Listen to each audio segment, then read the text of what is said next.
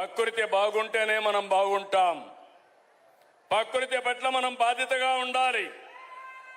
పర్యావరణాన్ని పరిరక్షించుకోవాలి. ప్రతి నీటి బొట్టును సంరక్షించుకుందాం. సమర్థ నీటి నిర్వహణ చర్యలతో జనవనరులు కాపాడుకుంటూ వచ్చాం. భూగర్భ జలాలు పెంచగలిగాం. ప్రాజెక్టులు, రిజర్వాయర్లు, చెరువులు అన్నింట్లో నీటిని నింపాం. ప్రాజెక్టులు పూర్తి చేసి సీమలో ప్రతి జిల్లాకు నీళ్లు తెచ్చాం. కుప్పం వరకు అందరి నీవా మొన్నే కనెక్ట్ చేశాం. ఇప్పుడే ఎమ్మెల్యేకి చెప్పాను, అందరి మన కర్నూలు జిల్లాలో ఉంది, నంద్యాల జిల్లాలో ఉంది, నీవా చిత్తూరు జిల్లాలో ఉంది. ఈ సంవత్సరమే నీవా వరకు నీళ్లు తీసుకొచ్చి పూతలపట్టు నియోజకవర్గాన్ని, చిత్తూరు జిల్లాని సస్యశ్యామలం చేసి బాధ్యత తీసుకుంటాం. ఇంకొక పక్క మీ అందరూ గుర్తుపెట్టుకోవాలి, ఈరోజు మీరు చూస్తే శ్రీశైలం మల్లన నుంచి తిరుపతి వెంకన్న వరకు నీళ్లు తీసుకెళ్తాం. శ్రీశైలం నుంచి కళ్యాణి డ్యాముకు నీళ్లు తీసుకొచ్చి 2 దేవాలయాల్ని, దేవుళ్ళని అనుసంధానం కూడా చేస్తామని మీ అందరికీ విజ్ఞప్తి చేస్తున్నా. ఒక ఉదాహరణ, ఈ సంవత్సరమే పాత మన జిల్లా, ఇప్పుడు అన్నమయ్య జిల్లా, ఆ కలెక్టర్ ఒక ప్రయోగం చేశాడు. ఎక్కడికక్కడ నీళ్లన్నీ కూడా సమర్థవంతంగా ఉపయోగించి అక్కడుండి భూగర్భ జలాలు పెంచాడు. చెరువుల్లో నీళ్లు నింపాడు. 8.5 మీటర్లకు భూగర్భ జలాలు పెరిగాయి. నేను ఎప్పుడూ చెప్తున్నాను, భూమిని ఒక జలాశయంగా చేసుకుంటే నీటి ఎద్దడి ఉండదని. ఈ ఎక్స్పెరిమెంట్ చేసిన తర్వాత ఈ సంవత్సరం రాష్ట్రం అంతా కూడా ఎండలు విపరీతంగా ఉన్నాయి. నిన్ననే పిడుగురాళ్ల 49.2 డిగ్రీలు టెంపరేచర్, ఏది పట్టుకున్నా కాలిపోతుంది. అలాంటిది ఈరోజు మీ దగ్గరకు వస్తే సుందరమైన చల్లని వాతావరణం.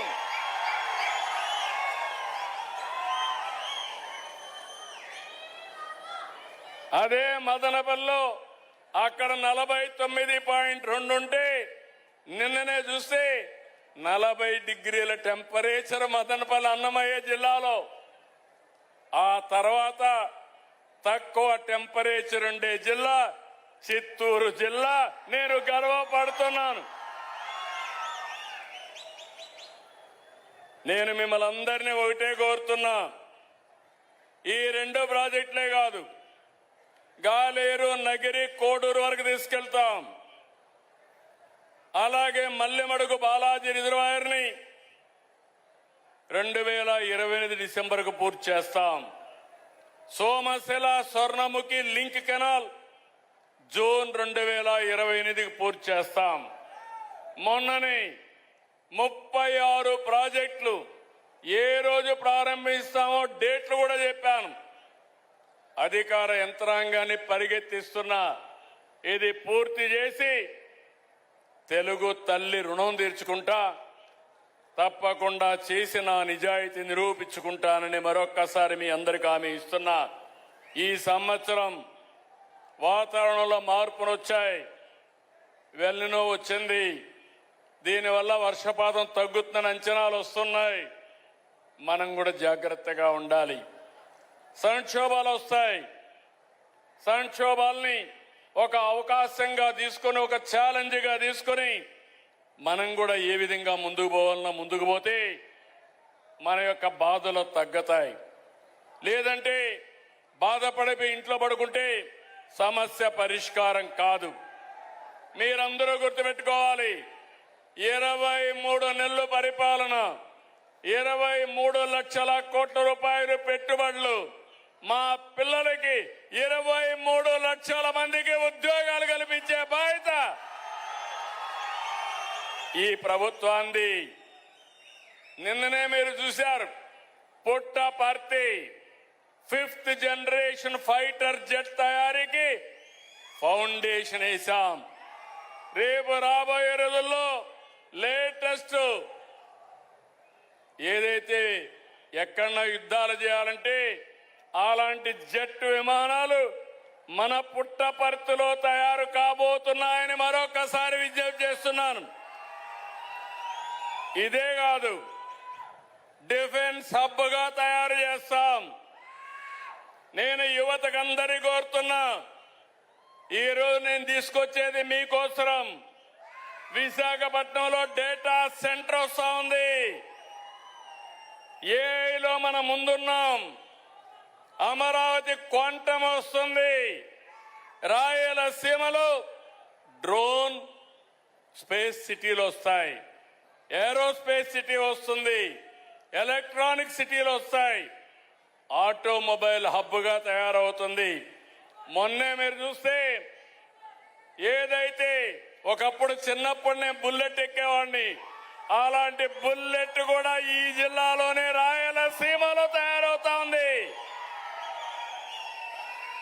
ఇంకొక పక్క ఈరోజు మీరు చూస్తే అనేక ఆటోమొబైల్ వస్తున్నాయి. ఇది కాకుండా రాయలసీమ స్టీల్ ఫ్యాక్టరీ కూడా పూర్తి చేస్తాం. సిమెంట్ ఫ్యాక్టరీస్ వస్తాయి.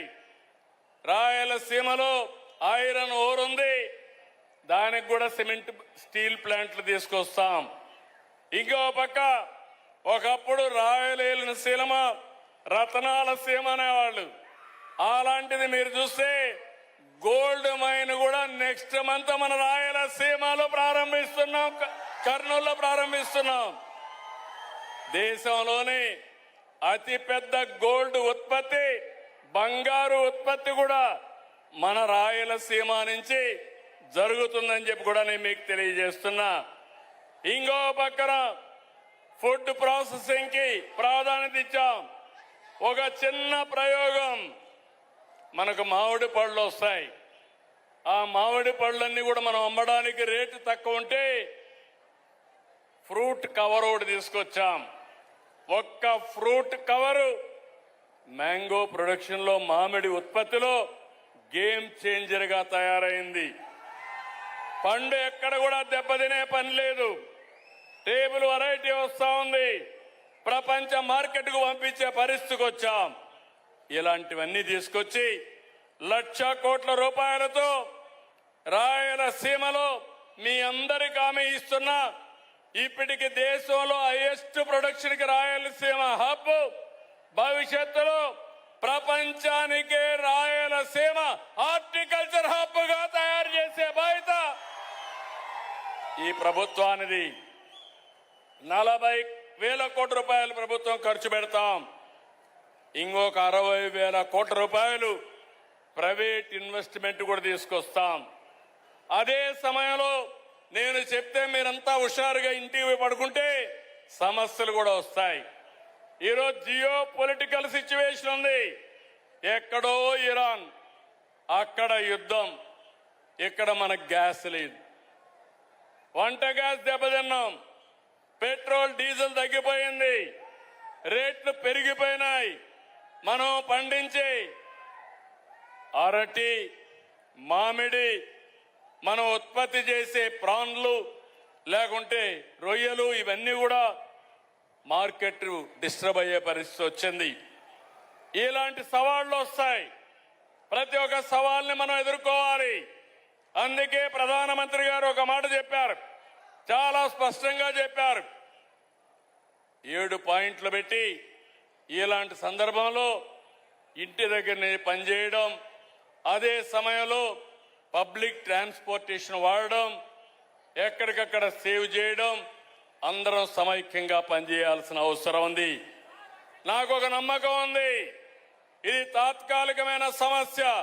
ఈ సమస్య పరిష్కారం అయిన తర్వాత భారతదేశం ప్రపంచంలోనే నెంబర్ 1 గా తయారవుతుంది. దాంట్లో ఆలోచనే లేదు.